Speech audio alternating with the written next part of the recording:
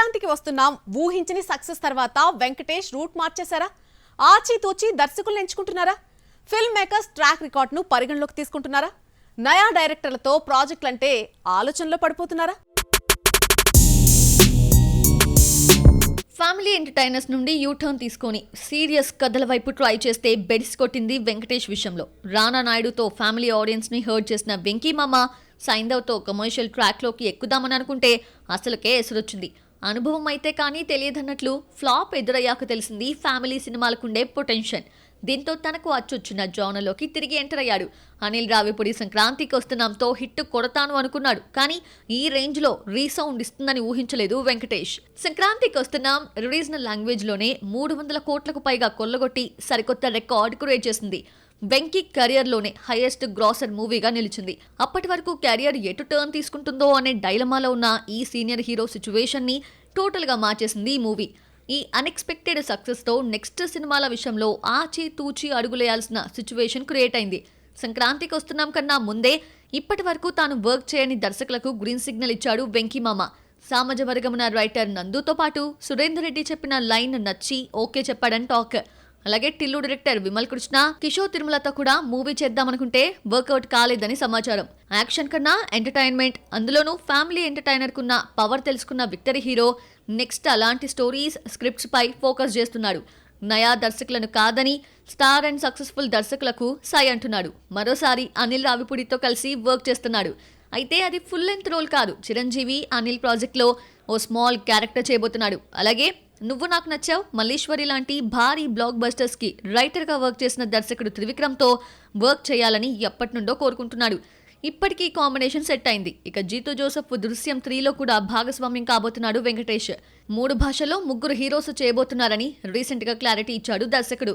ఈ 3 కూడా కుటుంబ నేపథ్యం ఉన్న కథలేనని తెలుస్తోంది. సో మొత్తానికి వెంకీ మామ ప్లాన్ చేంజ్ చేశాడు. మరి సక్సెస్ అవుతాడో లేదో చూడాలి. సాధారణంగా ఒక ఇండస్ట్రీలో హిట్ పడితే అక్కడే పాతిపోతూ ఉంటారు హీరోయిన్లు. కానీ కయాద్ లోహర్ మాత్రం రొటీన్ కు భిన్నంగా జర్నీ చేస్తోంది. Kollywood recent block buster dragon తో క్లిక్ అయితే తమిళ హీరోలను లైన్ లో పెట్టాలి, కానీ మాలీవుడ్ హీరోలపై ఫోకస్ చేస్తుందేంటి? కయాద్ లోహర్ స్పీడ్ మామూలుగా లేదుగా. బ్యాక్ టు బ్యాక్ చిత్రాలతో ఫుల్ స్వింగ్ లో ఉంది మేడం. డ్రాగన్ తో యూత్ హార్ట్ ను గాయబ్ చేసిన ఈ బ్యూటీ తమిళంలో బిజీగా మారిపోతుంది అనుకుంటే అక్కడ ఇక్కడనే కాదు, సౌత్ మొత్తం నాదే అంటుంది. ముఖ్యంగా మాలీవుడ్ స్టార్ హీరోలను మడత పెట్టేస్తుంది. ఒక్కొక్క ఆఫర్ ను తన బ్యాగ్ లో వేసుకుంటుంది ఈ భామ. కాల్ షీట్స్ ఖాళీ లేనంతగా బిజీగా ఉన్న కొత్త ఛాన్సులు రాగానే టపీమని క్యాచ్ చేసేస్తుంది కయాద్. ప్రెసెంట్ ఆమె ఖాతాలో 6 డజన్కు పైగా చిత్రాలున్నాయి. తమిళంలో సింభుతో పాటు జీవి ప్రకాష్, ఇమోర్టల్, ఇదే మురళిలో అథర్వతో స్క్రీన్ షేర్ చేసుకుంటుంది. తెలుగులో విశ్వక్సేన్ ఫంకీలో కన్ఫర్మ్ కాగా రవితేజతో మూవీ అంటూ వార్తలొచ్చాయి. కానీ అది కన్ఫర్మ్ కాలేదు. శివకార్తికేయన్, వెంకట్ ప్రభు కాంబోలో తెరకెక్కే సినిమాకు ఈమె పేరే పరిశీలిస్తున్నట్లు టాక్ వచ్చింది. తమిళంలో కయాద్ బిజీగా మారడంలో no doubt. Pradeep Ranganathan Dragon చూపించిన ఎఫెక్ట్ అలాంటిది అనుకోవచ్చు. కానీ మలయాళంలో కూడా మేడం బాగా పాపులర్ అవుతుంది. మాలీవుడ్ స్టార్ హీరోలతో జోడీ కట్టే ఛాన్స్ కొల్లగొడుతుంది. ఇప్పటికే మలయాళంలో 2 ఫిల్మ్స్తో చేరువైన ఈ భామ నెక్స్ట్ నివిన్ పౌలితో తారంలో చేస్తుంది. టోవినో థామస్ సరసన పల్లి చట్టం బిలో నటిస్తుంది. రీసెంట్లీ ఈ మూవీ సెట్స్ పైకి వెళ్ళింది. 1950లో కేరళలోని కొండ ప్రాంతాలలో వలస వచ్చిన రైతుల జీవితాల నేపథ్యంలో పల్లి చట్టం బి తెరకెక్కిస్తున్నాడు డిజో జోస్ యాంటోనీ. ఇవే కాకుండా దుల్కర్ సల్మాన్ ఐయామ్ గేమ్ చేంజర్లో కూడా నటిస్తుందని టాక్. ఇలా వరుసగా మలయాళ హీరోలను లైన్లో పెట్టడం వెనుక రీజన్ ఏమై ఉంటుందో, లేక ఆమె మాయలో మాలీవుడ్ డైరెక్టర్స్ పడ్డారా అనేది తెలియాలి. కోలీవుడ్ స్టార్ హీరోస్ అజిత్, సూర్య చిత్రాలకు ఎంత కష్టం వచ్చింది. థియేటర్లోనే కాదు, ఓటీటీలోనూ వీరి సినిమాలను చూసేందుకు పెద్దగా ఇంట్రెస్ట్ చూపించట్లేదు. ఇప్పుడు గోరు చుట్టు మీద రోకలి పోట్ల శాటిలైట్స్ కూడా హ్యాండ్ ఇస్తున్నాయి. ఈ పరిణామాలు హీరోలకు అవమానమేనా? శాటిలైట్స్ రైట్స్ సోల్డ్ కాకపోవడానికి రీజన్ ఏంటి? Watch it. ఓటీటీలు థియేటర్లను డామినేట్ చేస్తున్నాయి అనుకుంటే శాటిలైట్స్ ఛానల్స్ భవిష్యత్తును చిదిమేస్తున్నాయి. ఓ రేంజ్ హీరోల చిత్రాలే కాదు, స్టార్ హీరోస్ చిత్రాలను కూడా కొనేందుకు వెనకాడుతున్నాయి శాటిలైట్స్ ఛానల్స్. అందుకే ఎగ్జాంపుల్స్ రీసెంట్ గా వచ్చిన అజిత్, సూర్య చిత్రాలే. అజిత్ గుడ్ బ్యాడ్ అగ్లీతో పాటు సూర్య రెట్రో మూవీస్ ని ఇప్పటివరకు ఏ టీవీ ఛానల్ శాటిలైట్స్ రైట్స్ కొనలేదని సమాచారం. జీబీయూ సక్సెస్ తో అజిత్ మళ్లీ హిట్ ట్రాక్ ఎక్కినప్పటికీ బొమ్మ మాత్రం కొంతవరకు నష్టాలు తెచ్చిపెట్టిందని ట్రేడ్ వర్గాల్లో టాక్. అలాగే రెట్రో నెగిటివ్ రివ్యూస్ వచ్చినా 235 కోట్లు కొల్లగొట్టిందని పోస్టర్ వేసి పరువు తీసుకున్నారు. ఈ పోస్టర్ విషయాన్ని కోలీవుడ్ ఆడియన్స్ కూడా నమ్మలేకపోతున్నారు. గుడ్ బ్యాడ్ అగ్లీ రెట్రోను భారీగా వెచ్చించి ఓటీటీ రైట్స్ కొనుగోలు చేసింది నెట్ఫ్లిక్స్. రెట్రో 80 కోట్లు, జీబీయూ 95 కోట్లకు ఓటీటీ రైట్స్ అమ్ముడయ్యాయి. కానీ శాటిలైట్ విషయానికి వచ్చేసరికి ఈ ఇద్దరికి అవమానమే జరిగింది. ఈ రెండు సినిమాలకు బిగ్ హ్యాండ్ ఇచ్చింది ప్రముఖ ఛానల్ సన్ టీవీ. జీబీయూని first Sun TV satellites rights agreement చేసుకుంది. కానీ బొమ్మ రిలీజ్ అయ్యాక డీల్ క్యాన్సిల్ చేసింది. రెట్రో విషయంలోనూ ఇదే జరిగిందని తెలుస్తోంది. దీంతో అన్సోల్డ్ చిత్రాలుగా మిగిలిపోయాయి. ఇదే కాదు, తెలుగులో దేవరా సినిమా శాటిలైట్ రైట్స్ కూడా ఇప్పటికీ అమ్ముడు కాలేదని సమాచారం. స్టార్ హీరోల చిత్రాల శాటిలైట్స్ రైట్స్ సోల్డ్ కాకపోవడానికి ఓటీటీ మాత్రమే కారణం కాదు. థియేటర్లలో బొమ్మ సరిగ్గా ఆడకపోయినా, పెద్దగా బజ్ క్రియేట్ చేయకపోయినా టీవీ ఛానల్స్ భారీగా ఖర్చు పెట్టడానికి ఆలోచిస్తున్నాయి. అలాగే సినిమా విడుదలైనా ఎప్పటికో టీవీలో చూడటం కోసం నిరీక్షించడం లేదు ఆడియన్స్. నెలకే ఓటీటీలోకి రావడం, అంతకన్నా ముందే పైరసీ రూపాల్లో ప్రేక్షకులు చూస్తూ ఉండటం కూడా శాటిలైట్స్ ఛానల్స్ కి నష్టాన్ని చేకూరుస్తున్నాయి. భారీ రేటుకు కొన్న ఒక్క సినిమాకు కూడా సరైన రేటింగ్ రాకపోవడం సదరు ఛానల్స్ కి పెద్ద హెడేక్ గా మారింది. ఈ పరిణామాలు ఇలాగే కొనసాగితే భవిష్యత్తులో స్టార్ హీరోల కొత్త సినిమాలను టీవీలో చూడలేమేమో. యాక్షన్ ఎంటర్టైనర్లతో పోల్చుకుంటే థ్రిల్లర్ కు ఉండే ఫ్యాన్ బేసే వేరు. మిస్టరీ, క్రైమ్, హారర్ జోనర్ ఏదైనా ట్విస్ట్లు, టర్నింగ్స్ ఎంజాయ్ చేస్తున్నారు ఆడియన్స్.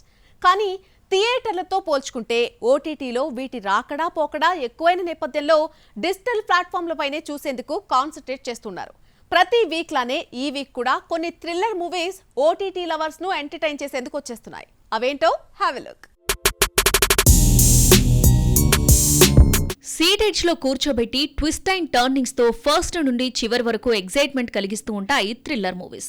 థియేటర్ ఎక్స్పీరియన్స్ కన్నా ఓటీటీ వచ్చాక వీటికి ఆదరణ బాగా పెరిగింది. దీంతో ఓటీటీ కోసం కూడా వీటిని తెరకెక్కిస్తున్నారు. అలాగే థియేటర్లలో మిస్ అయ్యామని ఫీల్ అయిన సినిమాలను డిజిటల్ స్క్రీన్ పైకి వచ్చాక చూసి ఎంజాయ్ చేస్తున్నారు. అలా ప్రతి వారం థ్రిల్లర్ సినిమాల కోసం ఎదురు చూసే ఆడియన్స్ కోసం ఈ వీక్ కూడా ఓటీటీ సంస్థలు పలు చిత్రాలను తీసుకొస్తున్నాయి. టాలీవుడ్ నుండి ఈ వీక్ విరాటపాలెం, ఒక పథకం ప్రకారం అనే 2 క్రైమ్ థ్రిల్లర్స్ ఓటీటీలోకి రాబోతున్నాయి. వీటి ట్రైలర్స్ గూస్ బంప్స్ తెప్పిస్తున్నాయి. జూన్ 27న G5 అండ్ సన్ నెక్స్ట్ లో ఇవి స్ట్రీమింగ్ కాబోతున్నాయి. థ్రిల్లర్ మూవీస్ కు పెట్టింది పేరు Malayalam cine industry. Script work గానీ, నరేషన్ కానీ చూస్తే నోరెళ్లబెట్టకుండా ఉండలేం. అలాంటి బాలీవుడ్ నుండి ఈ వీక్ ఆజాదీ అనే క్రైమ్ యాక్షన్ థ్రిల్లర్ రాబోతుంది. థియేటర్లలో మిక్స్డ్ రివ్యూస్ తెచ్చుకున్న ఈ ఫిలిం జూన్ 27న సన్ నెక్స్ట్ లో స్ట్రీమింగ్ కాబోతుంది. ఇందులో ఒకప్పటి టాలీవుడ్ సీనియర్ భామ వాణి విశ్వనాథ్ కీ రోల్ ప్లే చేశారు. బాలీవుడ్ నుండి రైట్ టు మిస్టరీ చిత్రాలు వివిధ ప్లాట్ఫామ్స్ లో ఈ శుక్రవారం నుండి ప్రసారం కానున్నాయి. బెంగాలీ నుండి రక్తబీజ్, బీభీషణ్ క్రైమ్ థ్రిల్లర్స్ జూన్ 27 నుండి డిజిటల్ ప్లాట్ఫామ్ లో స్ట్రీమింగ్ కాబోతున్నాయి. ఇక కొరియన్ సిరీస్ కు ఉండే ఫ్యాన్ ఫాలోయింగ్ గురించి చాలా ఎక్కువ. అందులోనూ స్క్విడ్ గేమ్ కు ఉండే ప్రేక్షకులు వేరు. ఈ సర్వైవల్ థ్రిల్లర్ సిరీస్ నుండి ఇప్పటి వరకు 2 సీజన్లు వచ్చాయి. త్వరలో ఫైనల్ సీజన్ రాబోతుంది. స్క్విడ్ గేమ్ 3తో ఈ సీజన్ ముగియనుంది. ఇది నెట్ఫ్లిక్స్ లో తెలుగులో కూడా ప్రసారం కానుంది. ఇవే కాకుండా మరిన్ని ఇంట్రెస్టింగ్ ఓటీటీ సిరీస్, ఫిల్మ్స్ రాబోతున్నాయి. Bollywood successful OTT season Panchayat 4 కూడా ఈ వారమే స్ట్రీమింగ్ కు రెడీ అయింది. తమిళ నుండి court drama the verdict June 26 నుండి సన్ నెక్స్ట్ లో రాబోతుంది. Bollywood prestigious series Rakt Brahmand ఆగిపోయింది అంటూ కొన్ని రోజులుగా వార్తలు వస్తున్నాయి. దీనిపై creators Raj and DK clarity ఇచ్చేశారు. Kollywood versatile actor Vishnu Vishal సోదరుడు హీరోగా ఇంట్రడ్యూస్ కాబోతున్నాడు. ఆ బొమ్మ త్వరలోనే థియేటర్లోకి రాబోతోంది. యష్ రాజ్ ఫిల్మ్ తెరకెక్కిస్తున్న love and romantic film Saiyaara నుండి నయా సాంగ్ వచ్చేసింది. ఈ ఫిల్మ్స్ గురించి ఫుల్ డీటెయిల్స్ మీకోసం.